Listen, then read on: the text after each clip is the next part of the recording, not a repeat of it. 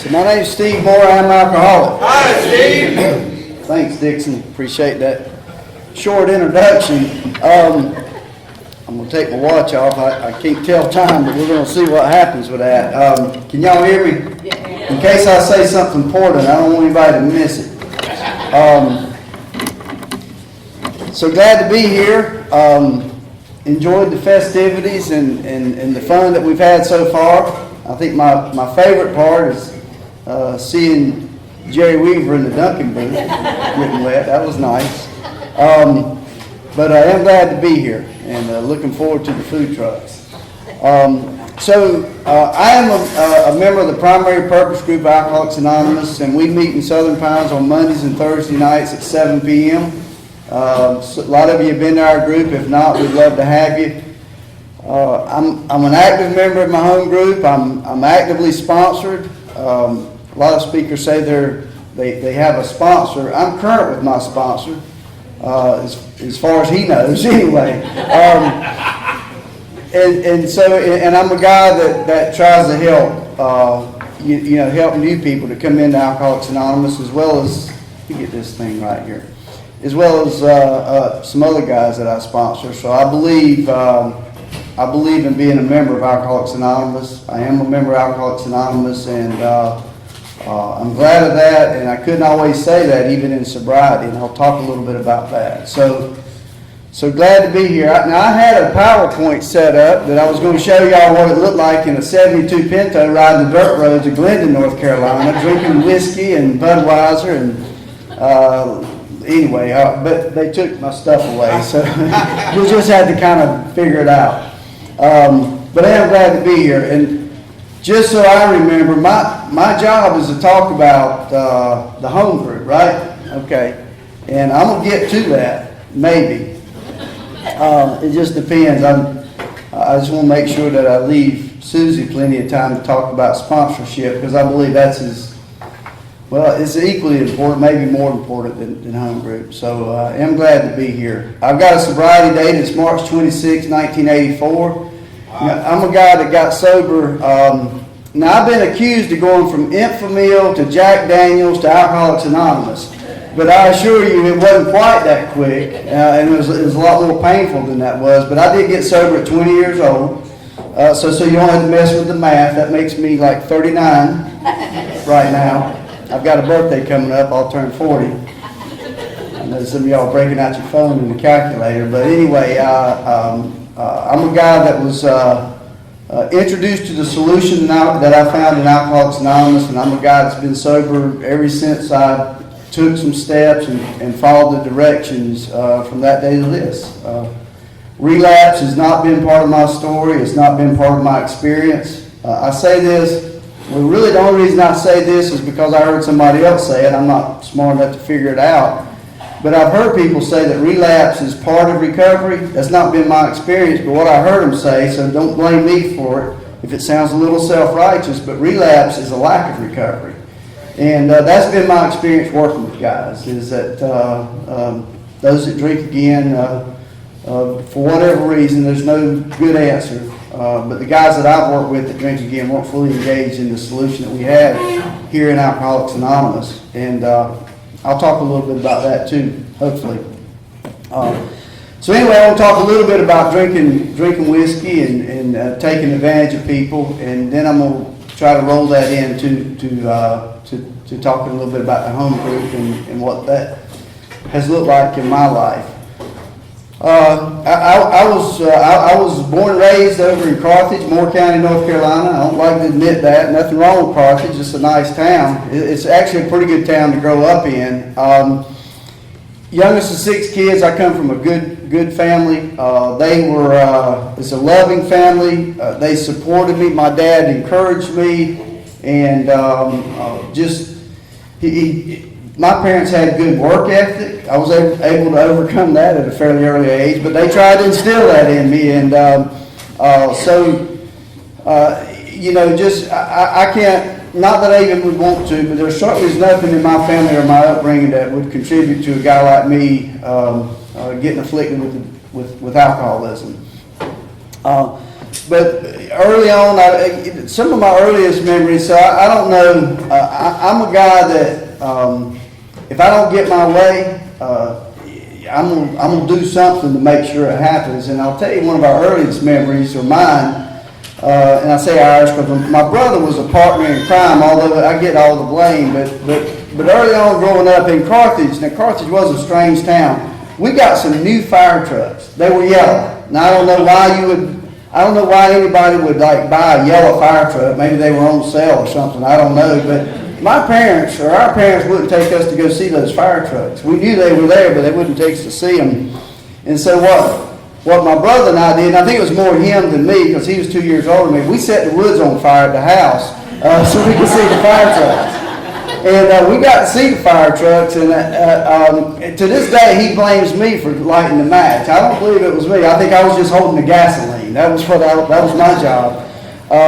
But anyhow, so that's, I didn't care what it took. If I wanted to do something bad enough, I was going to lie, cheat, steal, or whatever. I might even, if I wanted to see a fire truck now, look out. I mean, we might even set a fire out back. I got a couple people in here that probably helped me do that.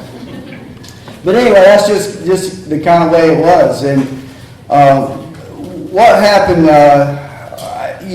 for some reason that I just, and it seems like it's a common denominator for alcoholics, I was a guy that was just, I just felt like I didn't fit in, just had some inferiority going on. And, going to school, I didn't like school. We were made to go to church, and I didn't like church. I didn't understand it. It's probably a good church. I was just disconnected from that stuff. I didn't understand God or religion, nor did I really want to. I can't remember having any desire to have any of that stuff make sense, and it didn't make sense.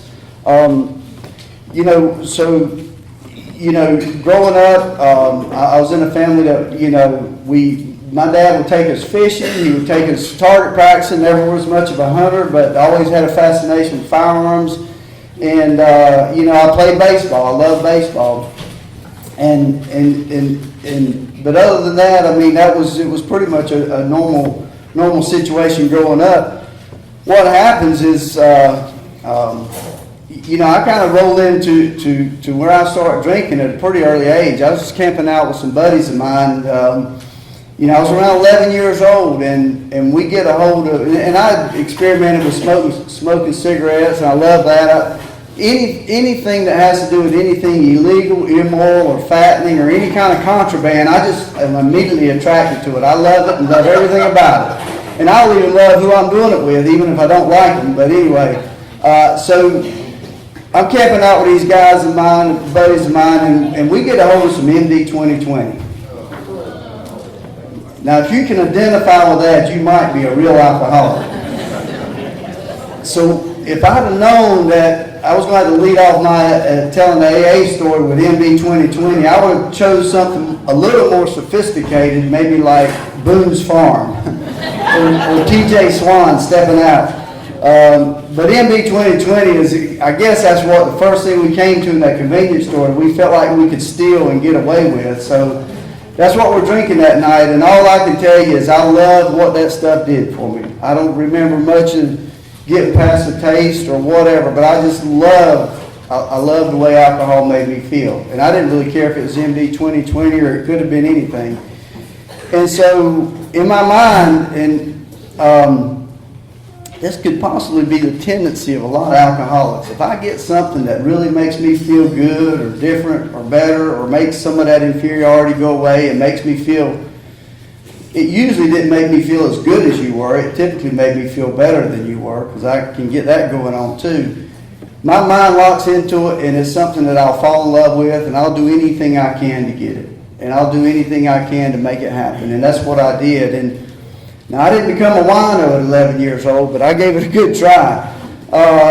What happens is, early on, I'm around 11, 12 years old. I go off with an older brother of mine, and I always like to say this. Well, I don't always like to say it. I don't even know why I say it. I said it one time, and I thought it made sense.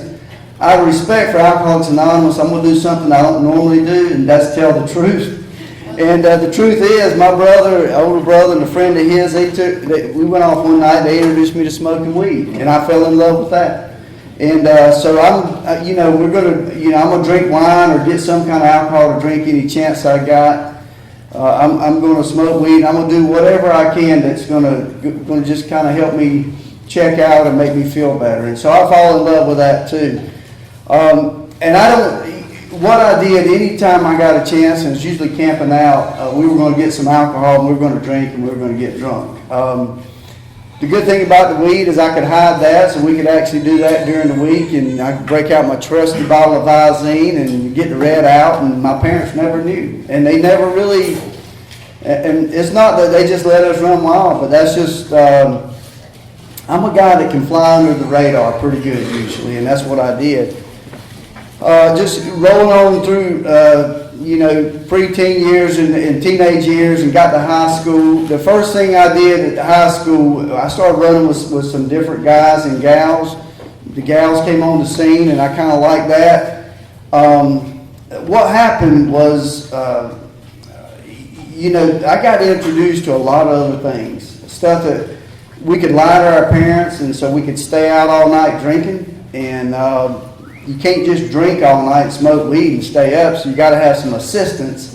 And so we did a lot of different stuff, and I never really suffered much from peer group or peer pressure or whatever. If you had something, whether it was drinking or anything else that we needed to do or whatever, you know, we might know what it would do if we weren't sure what it was going to do to us.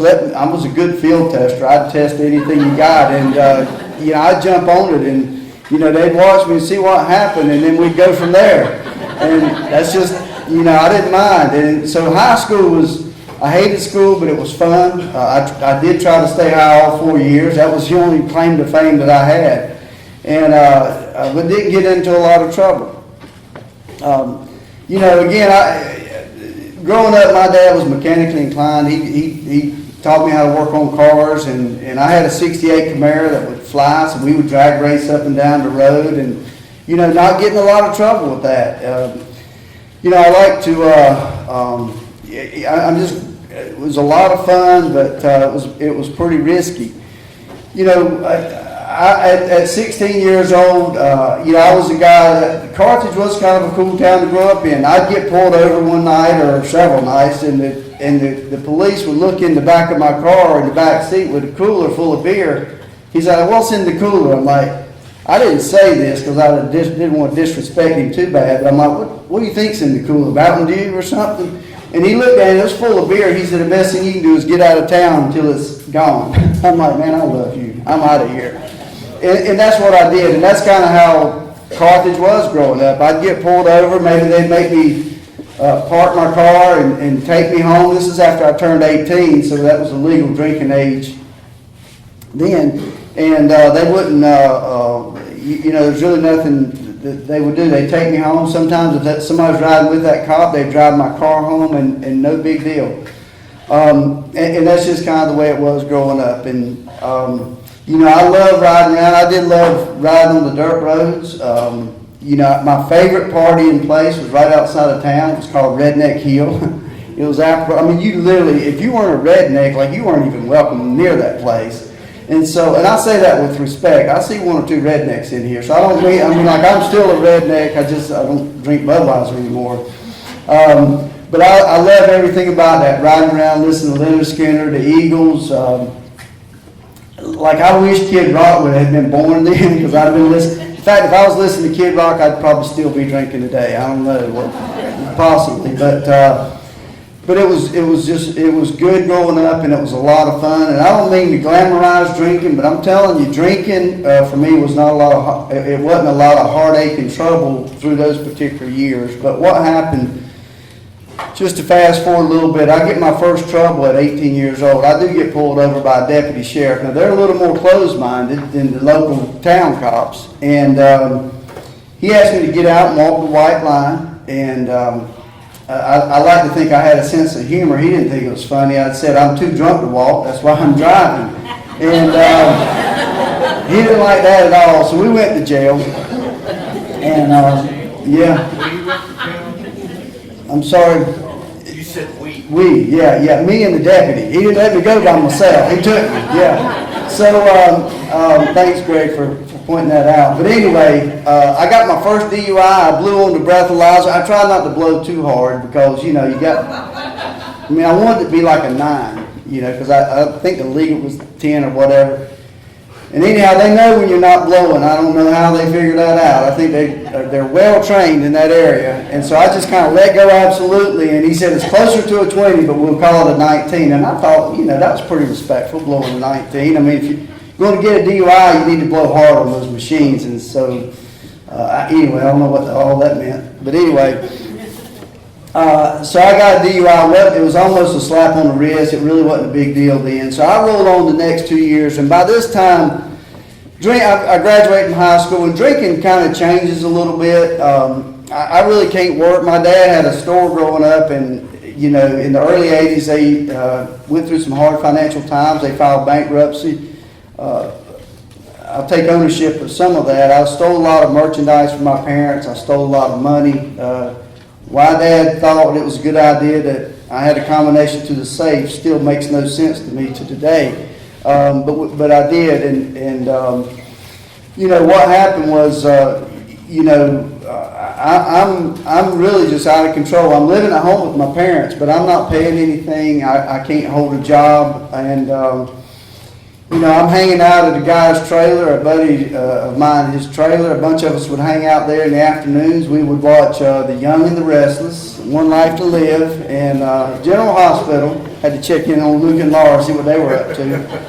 Victor Deeman was my hero. I think he was on The Young and the Restless. I thought when I grew up I wanted to be just like him. But anyway, on Sunday mornings, we would get spiritual. We would lay our hands on the TV, and Ernest Ainsley would say, "Evil spirits come out." And so we would lay our hands on the TV trying to get what it...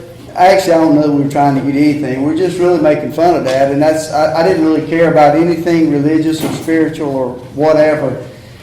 And so that's just kind of how I was living.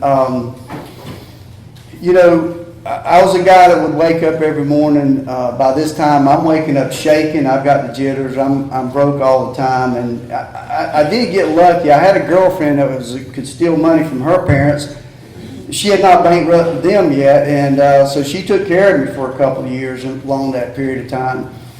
Anyhow, just kind of rolling on, what happens is sort of beginning to the end, and what led me to Alcoholics Anonymous was some circumstances and some legal trouble and some pain. But I'm not even riding around this particular night. I'm sitting at the laundromat in Carthage about 10 or 11 o'clock one night, which is kind of stupid because the only two people that are out that time of night in Carthage usually is me and the police. I mean, that's just all there is to it. And anyhow, he rolls up beside me, and he was one that had actually taken me home and given me a break.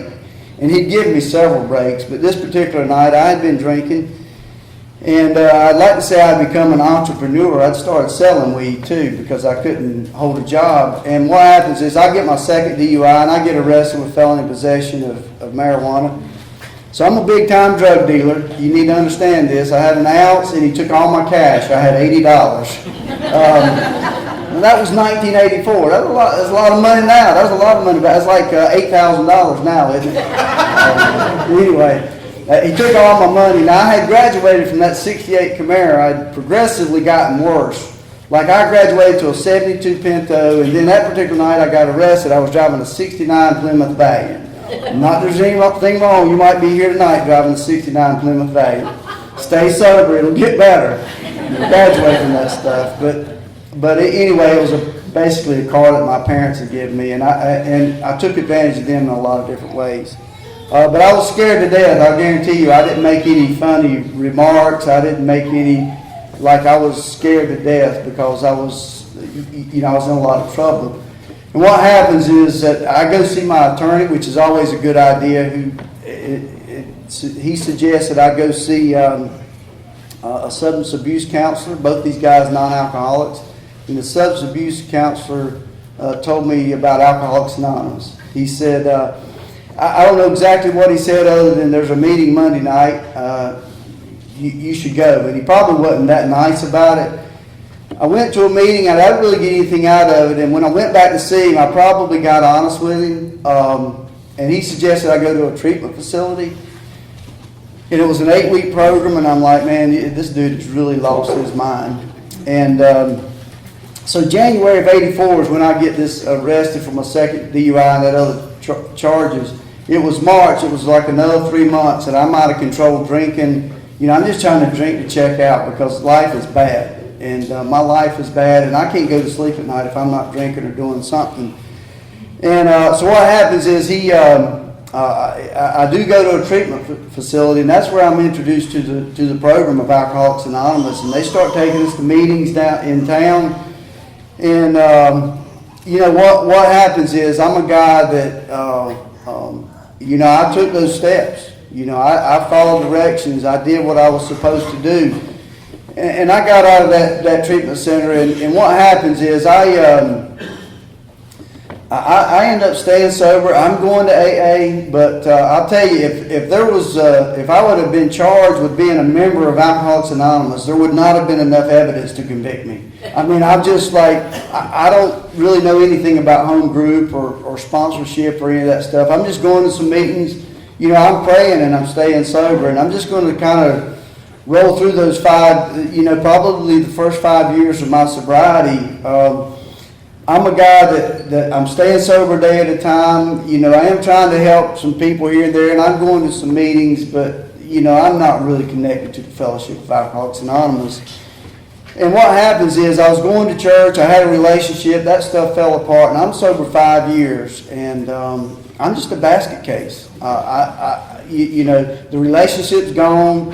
I quit going to church. I think I'm different. I don't really have to join Alcoholics Anonymous.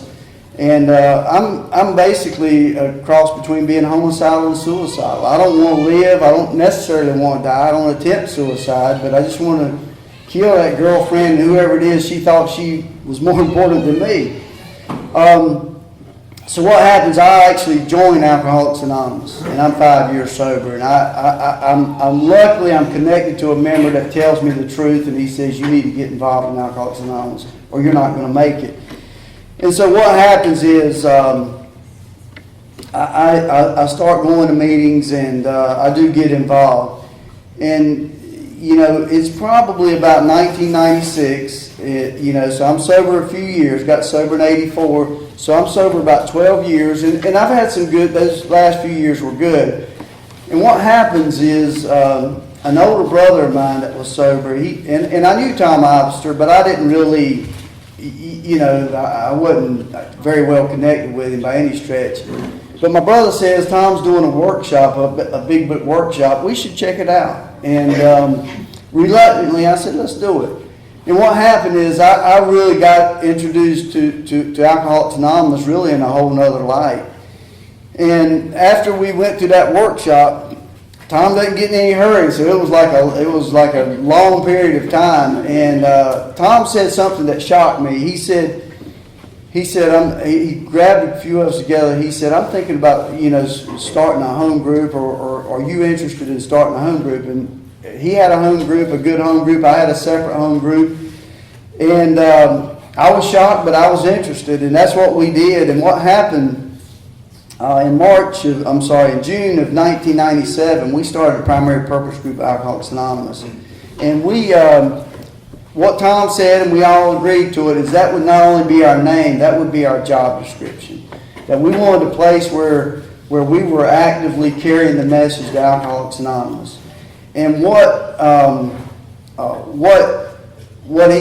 he said was that, we're going to have, we need to have some quality meetings on the Mondays and Thursdays, but he said we want to do some stuff the other 5 nights of the week. We want to be carrying the message into the community and different things. And I think back when Eddie carried the message to Bill, and then Bill, sober 6 months, carried the message to Dr. Bob. And those guys really, what the grassroots of Alcoholics Anonymous is one alcoholic talking to another one. That identification taking place, and when that takes place, recovery can take place. And Tom fully understood what was in that big book, and he fully understood that we needed a group where that would happen. And what I like to think about is, Dr. Bob's sober, I think, like 16 days, and they go carry the message to Alcoholics Anonymous number 3, Bill Dodson. And so they got busy helping alcoholics. And I just think it's kind of cool that tomorrow is going to be the anniversary of actually it's Dr. Bob's first day. I think sober, I think Alcoholics Anonymous kind of started before then, but that's what the actual date is. And you know, I think what we try to do in our home group is not lose sight of grassroots Alcoholics Anonymous, and when we reach out to that new person, we try to encourage them and give them some support and instill some confidence in that new person that if you're suffering from alcoholism and you want to get well, Alcoholics Anonymous is not a Band-Aid for alcoholism. What it is a real solution and a way of life that changes people's life and gives us life. And so that's what we wanted to do. And I like to think when we think about the home group is what Tradition 5, the long form, says that, you know, Alcoholics Anonymous, well, it has but one primary purpose. That's all we got. And for me, it's not about me and my recovery or me and my sobriety. It's about if I found freedom in Alcoholics Anonymous, I need to get busy helping somebody. And the long form refers to what we've got here as a spiritual entity. And to me, that's a pretty big responsibility, and it's one that I don't take lightly. And so that's what we try to do with new people is introduce them to the program of Alcoholics Anonymous as it's laid out in our big book. And we don't try to deviate from that. And what we do, and it's always awkward to talk about all the stuff we do in our home group, but it's what we do and it's the truth. And I don't talk about what I do in Alcoholics Anonymous as a member. I talk about what we do as a home group, because we've got some unity going on, and we're busy carrying the message out into the community. And I like to think we are a 3 legacy group, that when a new person comes into our group, we introduce them to the 12 steps and take them through the 12 steps, and that's the recovery piece of it. And then we tell them the importance of unity and being a part of that group and being involved. And then service is, once we carry somebody through the 12 steps, our job is to get busy helping people. And I'll always be grateful for a guy named Richard Page that I saw him lead by example how to carry a new guy through the book. And I reached out to him and we became good friends. And he said, Steve, get you a new guy and I'll grab a new guy and we'll go through the book together. And that really took my recovery to a whole new level. And that was probably 12 years ago or so. And but he was a solid member of Alcoholics Anonymous, and he was a guy that was well sponsored, and he knew that book, and he knew how to introduce new people to the program of recovery, and he showed that to me, and between him and Tom. And so that's what we try to do. And I heard a speaker say the other night, now I'm just quoting what she said because I thought it might sound a little self-righteous, but I think there's a lot of truth to it.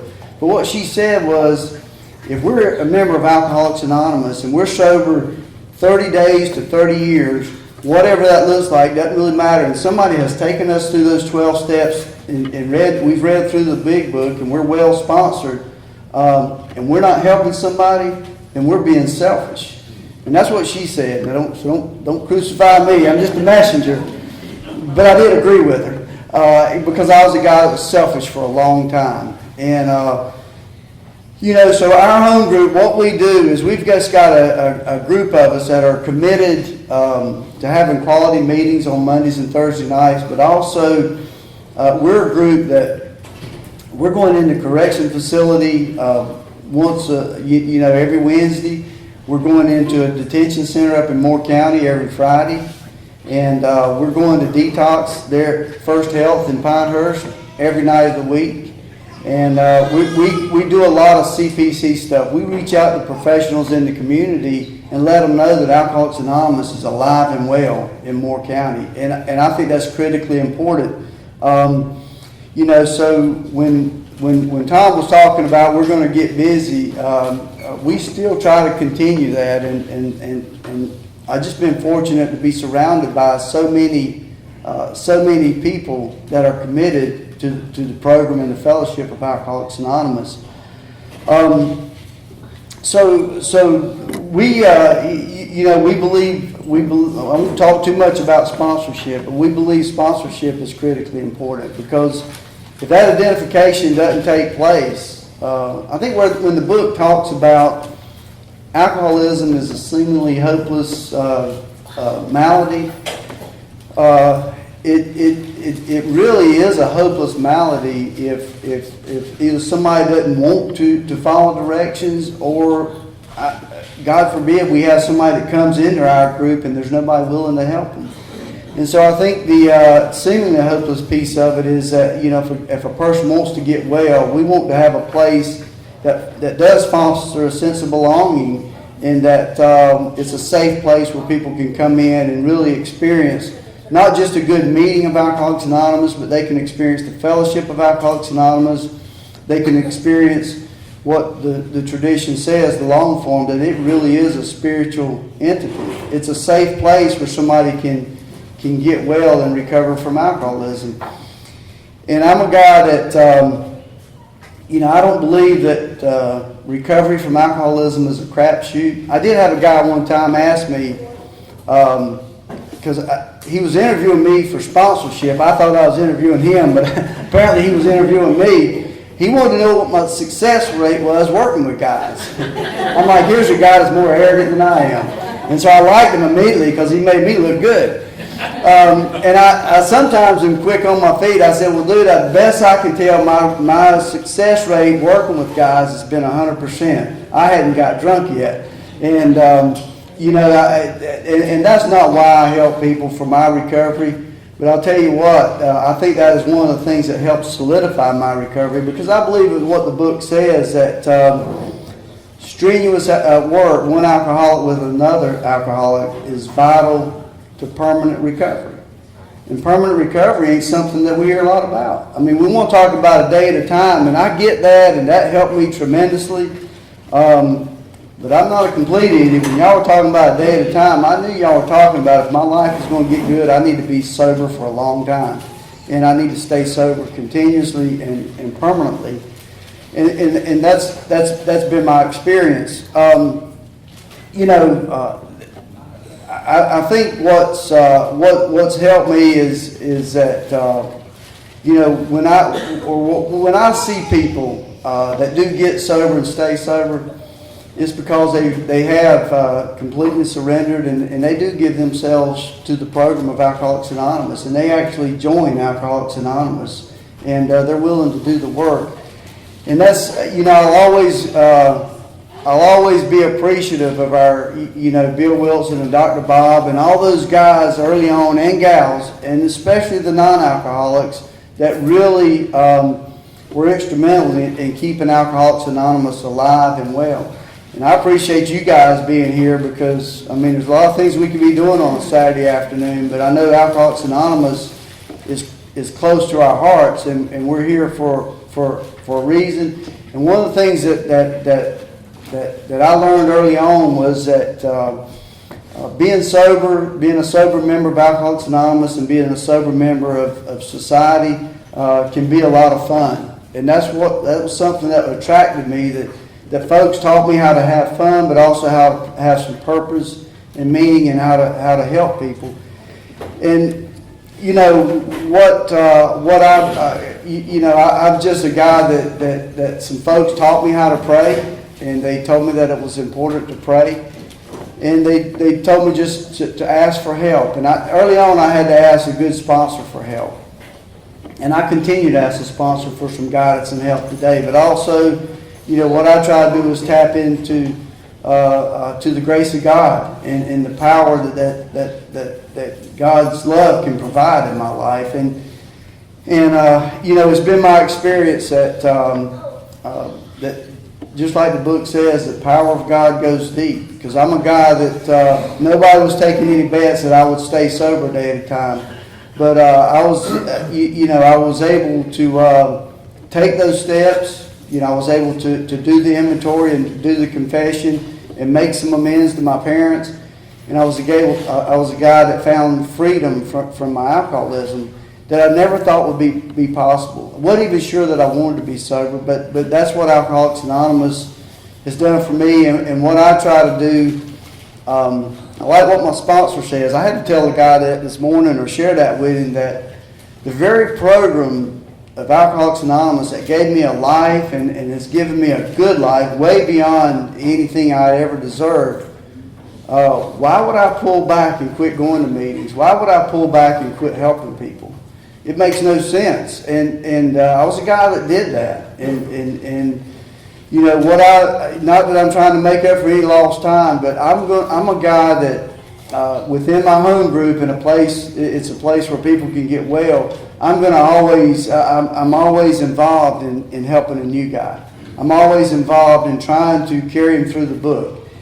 And I've had some guys that stayed sober, and some, of course, you know, we're slippery. We'll start missing in action pretty quick, but it's all right. It's about, for me, it's about planting a seed and getting out of myself and trying to help somebody else.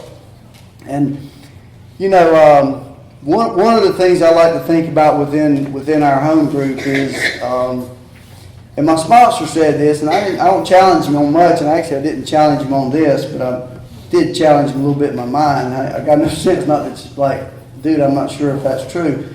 But he said nobody will come to his home group and not get welcomed, a new person especially. That somebody won't reach out to them and welcome them to Alcoholics Anonymous.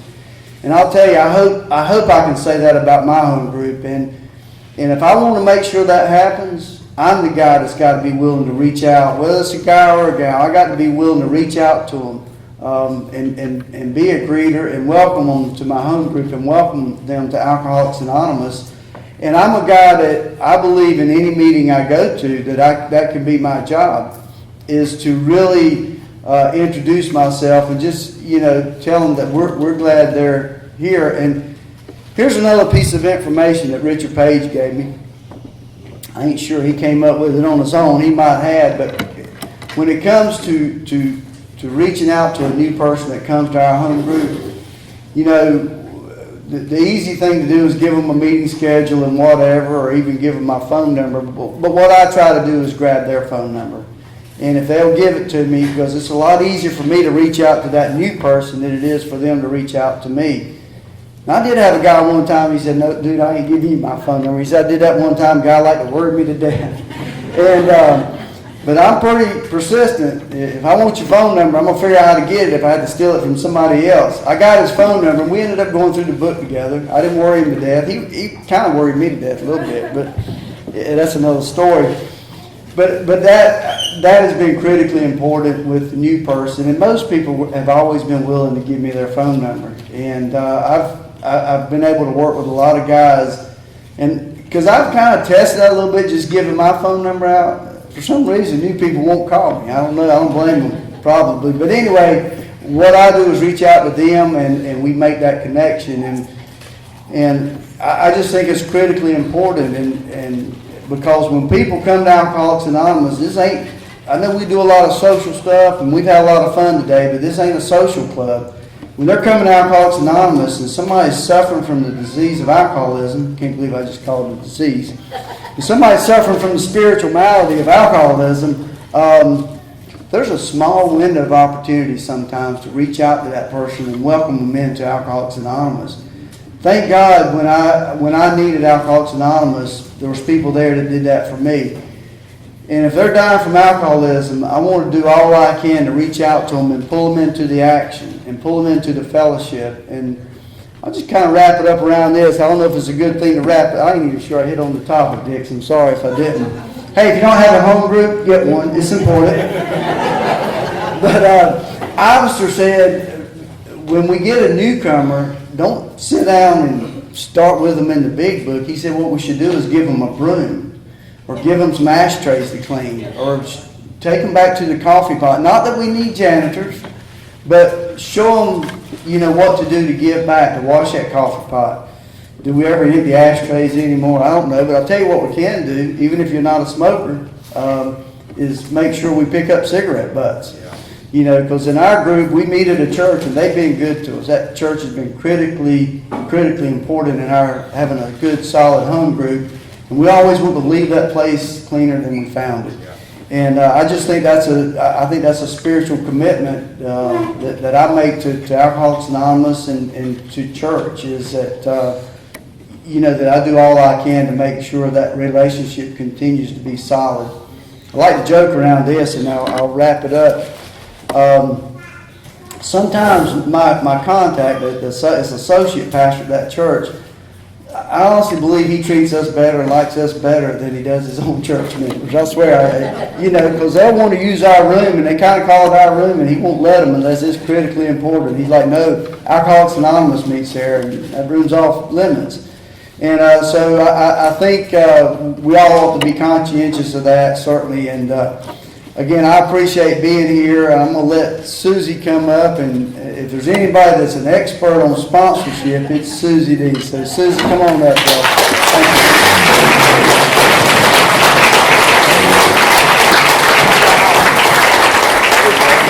That's good. I appreciate you leaving me a couple minutes. All right, you guys, y'all need to stand up and stretch for a minute and then come back down because y'all seem to need to go smoke. So that's all good. Hi, you guys. I'm Suzy Donahue. I'm an alcoholic. Yes, there is a part 2 if y'all would like to stay. I don't know. All right. No, it's all good. Hey, I just want to let you know I'm real grateful to be here. First, Dixon, thank you for asking me to speak. It's a real privilege to do anything for Alcoholics Anonymous. And I understand smoking. I smoked for a lot of years, so I get it. My sponsor, one of the first things she ever did to me and for me was when I didn't put any money in the basket early on, she pulled the cigarette out of my mouth and she stepped on it. And I was pretty upset. She told me, until you put money in the basket, you can't afford to smoke. And I was ever so grateful. I thought she was pretty mean at first, but it was the beginning of me finally learning out the truth about myself. I've got a home group. It's called There's a Solution in Holly Springs. Meets Tuesdays and Thursdays at 7 o'clock. And I also have a sponsor. Once again, like Steve talked about, there's a difference between having a number in the back of your big book, or, somewhere on your phone. You got a phone number for somebody to call if something gets bad. But it's another thing to have a true sponsor that you use actively. So sponsorship for me today, I'm going to talk a little bit about the history of AA, just to say, Steve did such a great job, I really don't even have to be up here. I could tell you a little bit more, but what I know about sponsorship is I was taught it was a relationship. And so I'm going to kind of weave that into my story. I came to Alcoholics Anonymous at 27 years old. My sobriety date is September 29th, 1987, so I've been here for a little bit now. And what I came to find when I came here was I was spiritually ill and I didn't know it. I was spiritually depressed. I was devastated. I'd been a young woman that had no direction. I had kind of floated around. I'd done a lot of things that I was embarrassed and ashamed of. My spirit was severed and I was hurt real bad. And when I came to Alcoholics Anonymous, I came upon a treatment center, first a detox, and that very night I met my first sponsor. And, being broken like that and being severed spiritually, consequences never got me sober. I've been to jail quite a few times. I've been in trouble with, a couple of local businesses. I've been thrown out of several places. And, eventually my family had nothing to do with me. I robbed my own family. Well, I had someone else rob them. And, I literally had devastated every relationship in my life. I didn't know how to have a relationship on a romantic nature. I couldn't hold a job. I got thrown out of 7-Eleven for stealing their cigarettes and beer. I couldn't do anything. I couldn't function in society. And so that night that I came to that AA meeting at the detox, it was pretty much not a choice. We all went into that room. AA people, when they come into those meetings, those H&I meetings, they're like, they're all happy and everything, and they're all talking amongst themselves. And I was like, oh, great. And they had nice, clean clothes on, and I could see the cars pull up, and the cars were, they were smooth, and there were no dents, and the cars were newer. And that was the first thing I noticed. And the people smelled good. And I didn't even feel good enough to sit next to them. And I remember sitting kind of away. And I don't remember what they said at the meeting, But this woman stood up and she was getting ready to leave, and one of the girls had asked her a question, and it was about, does this thing really work? And she said, I haven't had a drink, and I haven't thought about anything else in 10 years. I'm free. And when I heard that, I was like, my first thought, I wanted to say another word, but I said, I don't believe you. And she said, it's true. And she said, are you done for good and all? Have you had enough yet? Are you willing to do anything in Alcoholics Anonymous to stay sober and stay alive? And then she finally said, are you willing to believe in God? And us right there, we don't like that much. And my first thought was, let me think about it. And I'd come from a family that was very religious. I had been raised in a family that I believed in God. I even wanted to be a saint or an angel when I was a little kid. I really did. And then my father drove off a cliff drunk one night, killed himself. And from that suicide on, I ran away. Early in my story, a lot of you know, I ran away and I pushed my life away from God, away from my church, away from my family, away from any goodness. And believe me, I was in the darkness really quick, 180 degrees. And so that night when she asked me, was I willing to believe in God? She said, group of drunks, good, orderly direction. Because she saw that I couldn't quite say it. And I said, I can do that. And that was the first compromise, or the first moment of commitment to Alcoholics Anonymous. My sponsor qualified me. She found out, was I interested really in doing this, or was it another one of those, I just want it. I really just want it. I want to get out of trouble. And you see, I hadn't been in trouble in a while. I'd, like I said, been to jail. That never got me to stop drinking. I'd had the people leave me that had never stopped me drinking. I had nothing left, and I was laying in a beat up old trailer, doing what I normally do, bottles of Old English on the floor, and I had an abscess on my arm, and there was fun stuff for shenanigans in the bathroom, and, my wonderful boyfriend of 10 years was with the female, what do you call it? What'd you call it? E-trader in there, whatever she was doing in there. But anyway, she was in the bathroom with my boyfriend, like normal, right? Because that was fine. And I was busy getting drunk on the floor because I had such a bad abscess and so much, I was just so sick from doing so many things for the last 3 days. I was laying there and I was feeling sorry for myself because I know we do that. And I looked out the window and there was this man and woman in the nice part of the trailer park. And he was, had his baby and probably a small child, maybe 18 months old. And he was kissing the baby and then he handed it back to his wife and he left. And I never liked mornings when I was drinking and doing the things that I do, staying up for several days in a row. You hear the birds chirping and all that, and that just touched me. I saw that man and I thought, you know what, I'll never have that. I'll never have a family. I'll never have a man. I'll never have anybody because I can't love anything but me, and I really don't even love me. I love alcohol. And I said, dear God, help me. And I was 27 years old. I hadn't even uttered that word, God, since my father had died.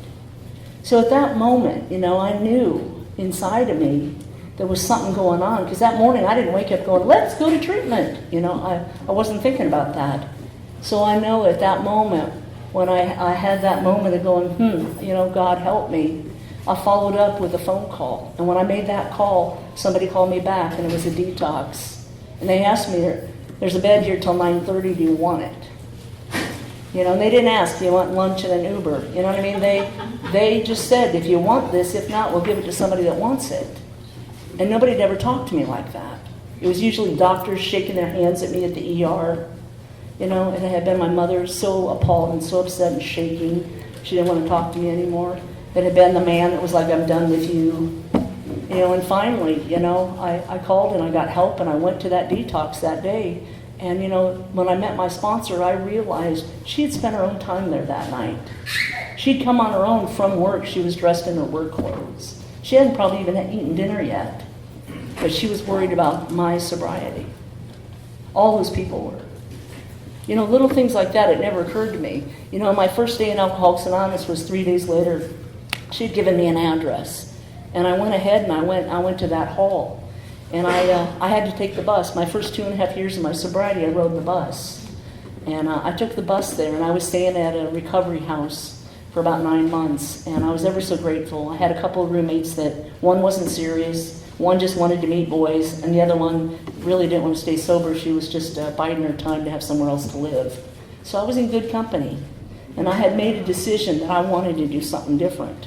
there was a part of me that wanted to live for the first time ever. And within 3 or 4 days of being out of detox and meeting that woman, she sat with me at the counter, hour and a half or two early every night, sometimes 4 nights a week. And she'd wait for me, and I'd get there, and then we'd go into the meeting after she worked with me. And I started to read the book, and she said, "You're making a commitment to me, Suzy. That's what you're doing, 3 nights a week, and we're going to have a relationship." And one day she brought a hula hoop, and she put it over my head, and she said, "This is our business, and no one else's. And can you trust me with your business?" And I said, "Yeah, I can do that."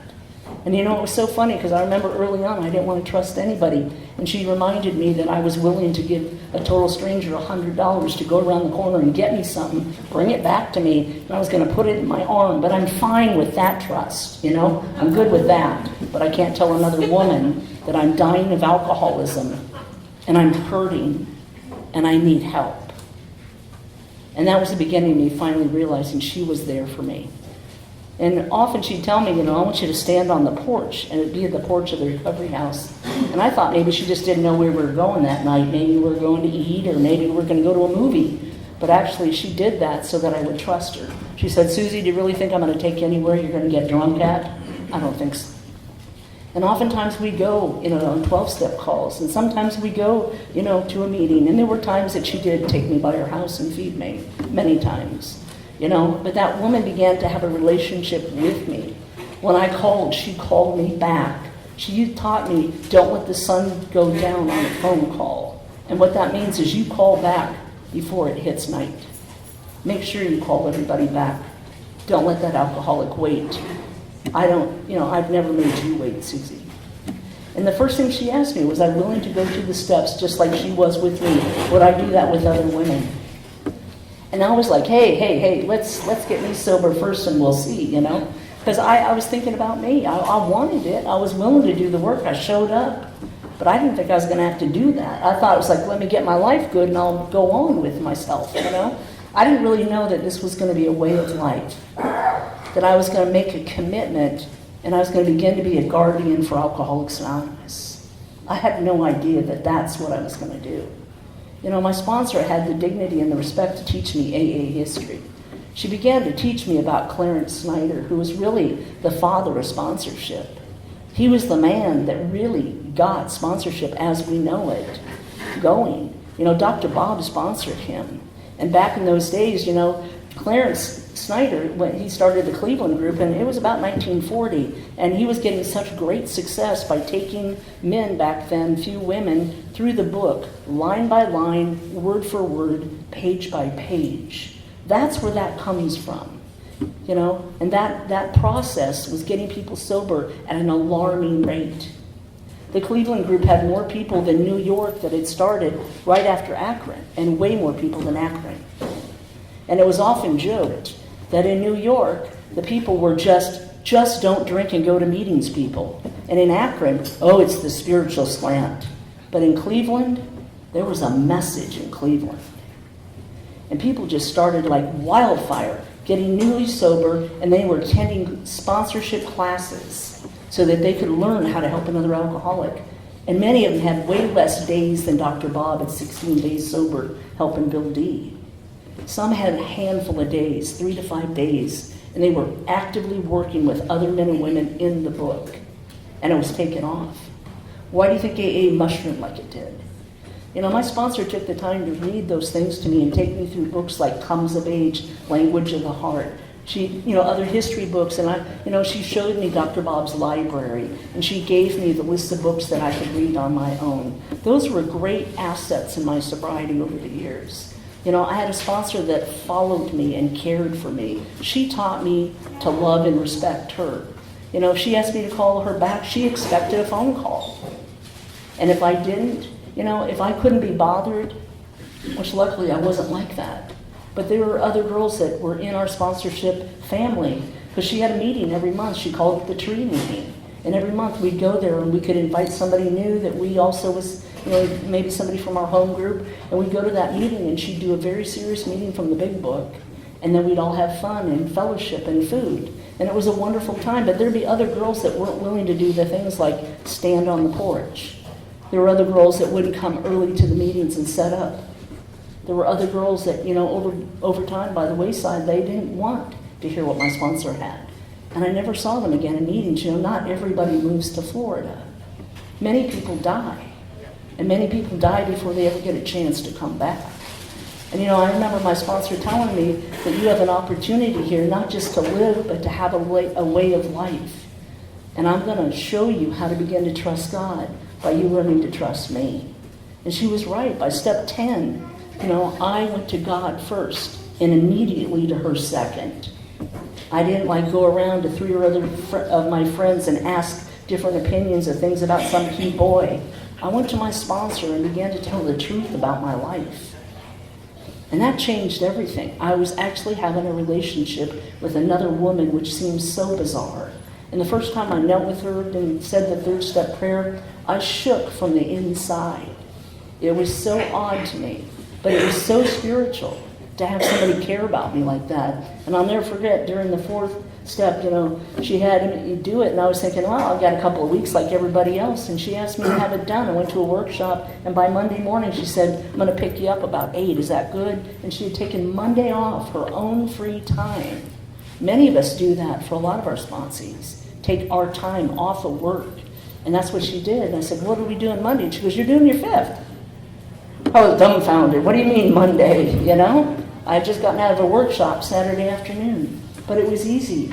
When you pray, I was able to write my entire 4-step. And I was ready at 8 o'clock.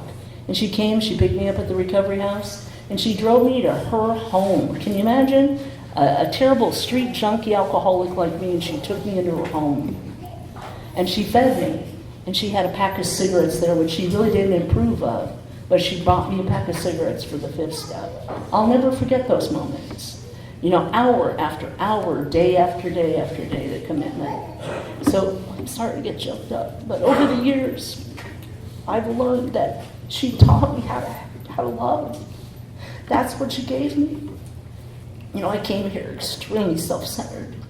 I was consumed with the idea that my mother and father had ruined me. They ruined my life. My family was the problem. I was, just had gotten the bad end of the stick like usual. Nothing ever good happens in my life. And I'm ever so grateful my sponsor began to tell me the truth about myself. And back then they aren't real politically correct. She was direct. I needed someone direct. I knew how to beat around the bush. I'm sure all of you do. I needed somebody to tell me the truth.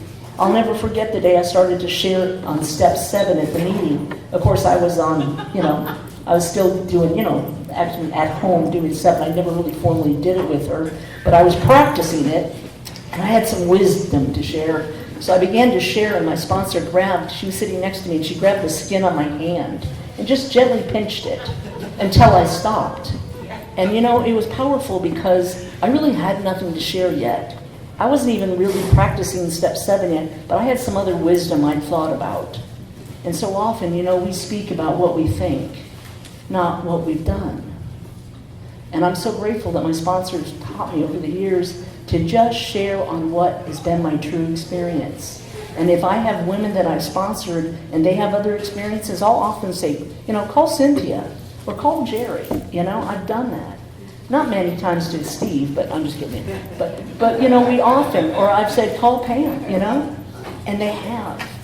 And the idea that over time people have come to realize that we all have just about the same experiences in Alcoholics Anonymous if we'll let someone help us. And Clarence Snyder, he knew the piece of Alcoholics Anonymous that was the trick was if we keep asking for help, I keep staying humble. And I have to have a sponsor. And I meet that sponsor to this day every Friday at 3 o'clock. We're currently reading Comes of Age. That's what we do. Sometimes we visit and talk. Other times we read. Other times we do other, AA things together. But I know that commitment I've made, I don't make a doctor's appointment that time. I don't do anything else on Fridays at 3. If somebody wants to give me $1 million, they'll have to come at 5. I literally have a commitment with my sponsor. And I learned that from my sponsor, and then finally from the home group that Steve talked about. You know, I don't plan other things at night. Even when I had a cute boyfriend and we were newly dating, I didn't go on my home group night. I didn't go out to dinner. On my own birthday, I had dinner the next night with my family or the night before. I was taught to keep a commitment. My sponsor taught me that. She was committed to my sobriety. She cared more about my sobriety than my friendship. She cared more about how I felt. She cared more about my sobriety than how I felt. I was hoping she cared about my feelings some days. But she told me feelings aren't facts. And they rarely are right. And she's been right. Damn it. You know, and oftentimes, you know, over the years, I've had to move to other cities. I was married to a man, and you know, he traveled. He worked in IT, and so he often would get another job in another city. And you know, I've never been somebody that just had a sponsor from the old town that I lived in. It just never worked for me. I'm not dissing anybody's choices, but for me, I'm tricky. You know, my sponsor needs to see what I'm doing. You know, because I'm handy. I'll be like, if I had a sponsor in Seattle and moved to the first time I moved outside of Denver, up in up in an area real near Aspen, Glenwood Springs, and I could remember just calling my sponsor because I hadn't gotten a new one yet. She was like, "So did you find somebody?" And I'd be like, "Well, I'm working on it. You know, you been going to meetings?" "Yeah." "Well, one or two. I've been so busy moving and meeting new people." But you know, the truth is not the truth when it's on the phone for me. I need someone that can see me, who sees me actively in the home group, who sees how I'm treating people, or if I'm just sitting over in the corner talking to that cute guy. You know, I want my sponsor to see me actively because I need to be called out. I need accountability still. And I pray to God to never lose that willingness to be accountable. You know, that's what a sponsor does for us. You know, Steve mentioned that, you know, in the home group and stuff, we talk about our primary purpose in Tradition 5. This book that, you know, we've been reading in Comes of Age, it says the main reason for the existence of Alcoholics Anonymous, it's not to get sober and have a great life. It's to carry a message, one alcoholic to another. That's why we're here. There is no other purpose. It's not to get sober. It's to carry the message. And what is the message that we carry? That's a frightening thought. Some of you are carrying a message that has nothing to do with having a psychic change as a result of these steps. That's the message my sponsor taught me to carry. I don't get to carry that I met some really cute guys and things are better now. That may be true, but that's not what I'm carrying. And I'm so grateful that my sponsor was clear and direct and honest. No one in my life was like that. And I think that's how I finally knew she really cared for me. And I need structure. I know sure it doesn't sound fun, but actually we do really well in structure. You know, by having that home group, you know, Steve talked about the benefit of having a spiritual entity for a home group. I come to a lot of meetings. I'm given a great gift to come and speak sometimes, and you can immediately tell if it's a meeting or if it's a group. You can tell if it's well-sponsored or if it's not. And it's by the way in which the people interact with each other and with new people. And I've been to many groups, and I've sat in the back, and I've watched other groups get up and go out to dinner after I've spoke and never even be invited or talked to. And I've had other members come running up and pull me into the group discussions with other people and introduce me around. And you can tell that's a spiritual entity. That's where people are all together. And there's no little certain groups that only hang out with certain people. People all commune together because they have that common solution. They're joined not on their trauma and drama. They're joined on the love for Alcoholics Anonymous and the service that they've been blessed with and the service they're learning to do. That's the difference. You know, in Alcoholics Anonymous, you know, I found a place where I fit. And believe me, I never fit anywhere because I would not let myself fit. You know, I was always like a rebel without a cause. Or I'd find yours. If you were a nice-looking guy, suddenly you were the cause. You know? And that was what I did. I always found a fit based on something else. It was never based on what I was receiving, which was Alcoholics Anonymous. I was receiving a way of living that worked for all these people. And all I had to do was come to believe it would work. You know, and when we talk about Clarence Snyder and the work that he did, you know, in 1940, they put out like this amazing pamphlet. If you get a chance, go and ask for Clarence Snyder's pamphlet, Google it. It's an amazing pamphlet, and it teaches you how to qualify people, just like in our story, Alcoholics Anonymous number 3. It's the same process. And it's helped so much for me to not try to shove AA, up people and throw it on them or beg them to be in it. I love the story. My sponsor tells the story, his wife, she was sitting in an AA meeting one night and a bunch of women came up to her and shoved some meeting schedules at her and said, keep coming back, it works, And you know what? She was the wife of the speaker, Nobody had asked her, hi, what's your name? How you doing? Have you ever been here before? Are you interested in quitting drinking? Do you think you might have a problem? Nothing like that. Just keep coming back and shove schedules at her. And then they went out and smoked, So it's really important. I'm so grateful that we learned to sponsor differently. And over the years of learning how to sponsor, I try to teach the women the same message I was given. I don't improve it. I don't look on the internet and collect worksheets, hand out worksheets to my new sponsees. I don't collect sponsees like key tags, keep names and lists of them anywhere. I don't know. Oftentimes, I just work with women. And whoever wants to go through these steps in a manner which I was taken, that's what I do. And oftentimes, they don't even ask me to sponsor them. But they come because they're dying of alcoholism.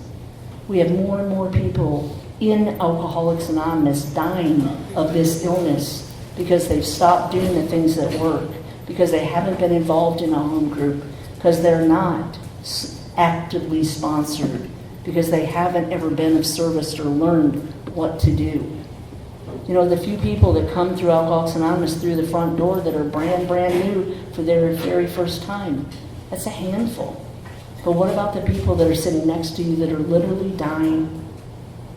Do we reach out to them? And I was taught to do that. I bring those people to other meetings. I try to get my group and the people I see that are, hurting. I try to be involved with them. I try not to come to an AA meeting preoccupied with my own worries.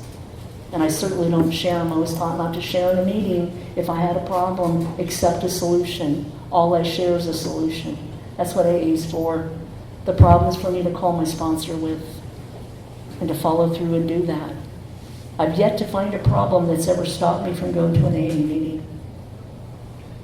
And like Steve talked about, I came to my first AA meeting. I've never had to leave you guys. I've never found a reason to ever use anything or to ever leave because my life got so great I couldn't fit AA in it. I was taught a long time ago that God will bend time, that God will help you to have all that you've ever wanted and then some if you simply put this first. And I can't remember all that by myself. I have to be sponsored. I have to be reminded of this. I have to have a God of my understanding tapped in all the time. And when I'm not tapped in because I'm either doing something that's not right or I'm feeling disconnected and worried about myself, I need to be able to go horizontally to somebody that's currently tapped into God. And that's how I come back. We're not saints like our book tells us. We're people that normally wouldn't mix, but we're people that love each other and honor each other's sobriety. And for those that are new, we really are glad that you're here. It's such a gift to get here. I talk about it all the time. I don't think we earn chairs in AA. Nobody's better than the other. Nobody's gotten one longer, or nor should we sit in the same freaking chair. I know we do a lot of it by habit. But my sponsor, she reminded me that my father never got to an AA meeting. He needed one desperately, but he never got a chance. He died before he got here. How many people do we know like that? So what a privilege it is to be sitting here tonight in fellowship and in love and being able to be here. This is a gift. So every day I owe AA more and more. And every day I stay sober and remain free, not just from a drink or anything else, but my spirit's free. I live the right way today. Happiness is a byproduct of living life, and I didn't know that for a long time. I thought I could be happy with a nice man and a good house and a fancy car. I sponsored women. I was talking about this with my sponsor on the way up here. I remember sponsoring women on the bus. I would actually take 2 and 3 buses to someone's home, and they had a home. Sometimes they had a car, and they'd come pick me up. But it never stopped me. I wanted this way of life desperately, and I'm ever so grateful that I've never lost that desire to want this way of life. Sponsorship for me has been, probably the most integral and personal relationship I've ever had. It always will be. That person knows me better than many of my own friends. That person knew me better than my own husband did. And what I'm so glad for is that I've been able to continue to live, with hope. I had no hope. I was absolutely powerless and hopeless when I came here. I couldn't see a way out. And that first woman was the beginning of me seeing a way out. Our history today that we're talking about, when Dr. Bob and Bill got together, can you imagine the spark that was there that morning? That it lasted all afternoon. When Dr. Bob was able to stay with him, he had planned on visiting him 5 minutes. And it lasted till 11 o'clock at night. Because folks, when we get together, we have this commonality and this love for each other. And we'll actually let other people talk. We won't, talk over others. We actually will begin to listen.